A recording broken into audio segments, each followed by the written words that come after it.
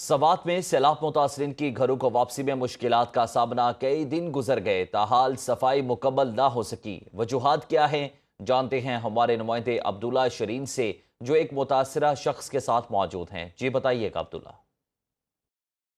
जी बिल्कुल, सैलाब की तबाहकारियाँ अब भी मौजूद है और बड़ी तादाद में यहाँ पर हम देख रहे हैं कि लोगों के नुकसानात हुए हैं और लोग अब भी काफ़ी मायूस है और जो उनकी ज़िंदगी है वो काफ़ी अजीरन हो चुकी है। एक शहरी मौजूद है, उनसे जानते हैं कि वो इस हवाले से क्या कहेंगे। तबाहकारी हुई तारीख में कभी नहीं हुई। ये पहली मरतबा 10-12 फुट तक पानी घरों में अंदर दाखिल हो गई।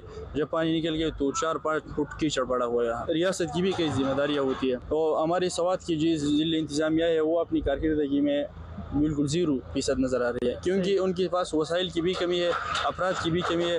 हमारा मुतालिबा ये है कि हंगामी बुनियादों पर इमरजेंसी डिक्लेयर करे और हंगामी बुनियादों पर सवात के अलावा मलाकन डिवीज़न की जितनी अजला है, हज़ारा डिवीज़न की, पेशावर डिवीज़न की, कि वो अपनी तमाम तर TMS को यहाँ भिजवाया जाए। रियासत की जितनी जिम्मेदारी वो आती है तो पुलिस स्टेशन की कारकर्दगी पुलिस स्टेशन की हद तक महदूद है और बात की हद तक अमली कारकर्दगी कोई नहीं है। बिल्कुल, आपने उनकी बातें जानी तो काम तो हो रहा है लेकिन वो ना होने के बराबर है। यहाँ पर एक तो वसाइल नहीं है और दूसरा यहाँ पर जो एहलकार है वो भी उसकी तादाद भी कम है।